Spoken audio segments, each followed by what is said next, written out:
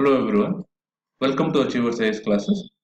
Let's begin a discussion on the current events of 16th October 2018.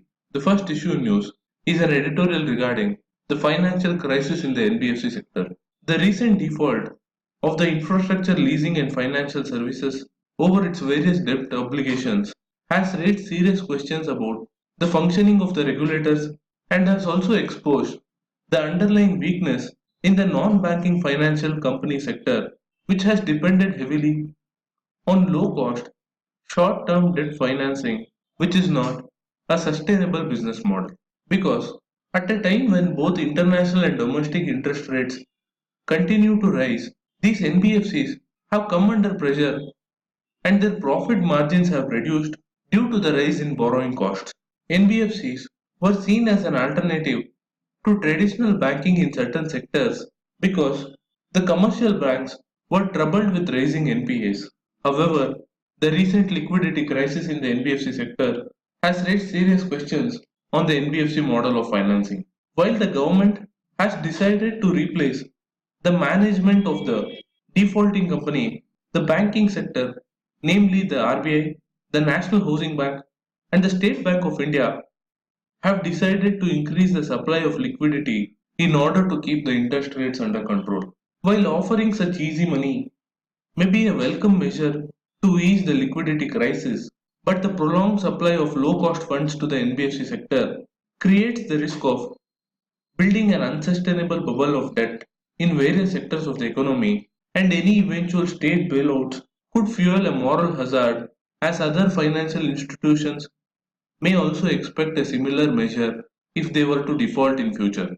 Therefore, policymakers should focus on taking steps to address the structural problems which contributed to the crisis, like widening the borrower base of the NBFCs, which, as you know, have been banned from accepting deposits from customers.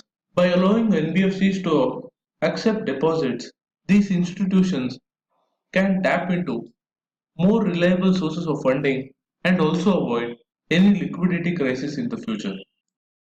Next, I have combined three articles in the Hindu today to give a brief idea about various important indicators on the Indian economy. While the rupee value is falling due to rising crude oil prices and also intensifying geopolitical tensions, wholesale inflation is also on the rise, driven in large part by rising prices in the primary article segment and that of the food articles. From the examination perspective, please go through what are the basket of commodities which determine wholesale inflation and retail inflation, as well as the difference between WPI and CPI. Further, you should also know the linkage between rising crude oil prices and inflation, as there is a direct correlation between the two. Coming to the third article, RBI has decided to buy government securities to the tune of $120 billion under its open market operations. RBI uses the tool of open market operations to control liquidity in the market by either selling or buying G-SECs. When RBI buys the G-SECs from the market, it increases liquidity, but when it sells the G-SECs, it reduces liquidity because it absorbs the capital in the market. UPSC has asked several questions on various topics which I discussed so far. Therefore, please go through these basics carefully. The next issue in news is regarding the commitment made by Saudi Arabia through its visiting energy minister at the India Energy Forum.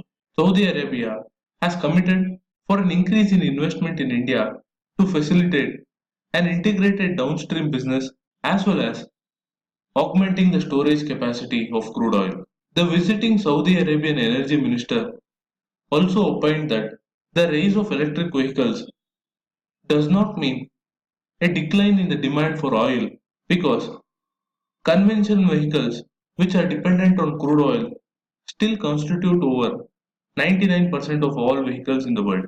The final issue in news today are the discussions held between India and France for a bilateral tri-service military exercise in order to take forward the strategic cooperation to operationalize the logistics agreement between the two countries.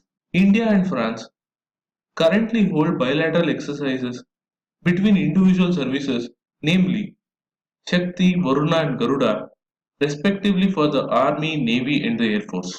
Therefore, the tri service exercise will be a first of its kind between the two countries. India and France have also signed a logistics agreement in March this year, which gives access to their militaries to each other base for logistic support. The three French bases which are of particular interest to India are that of Reunion Island, Djibouti, and Abu Dhabi in the Indian Ocean region. On that note, I'm wrapping up today's news analysis. Do like, share, and comment to support this initiative. Thank you for watching. Have a nice day.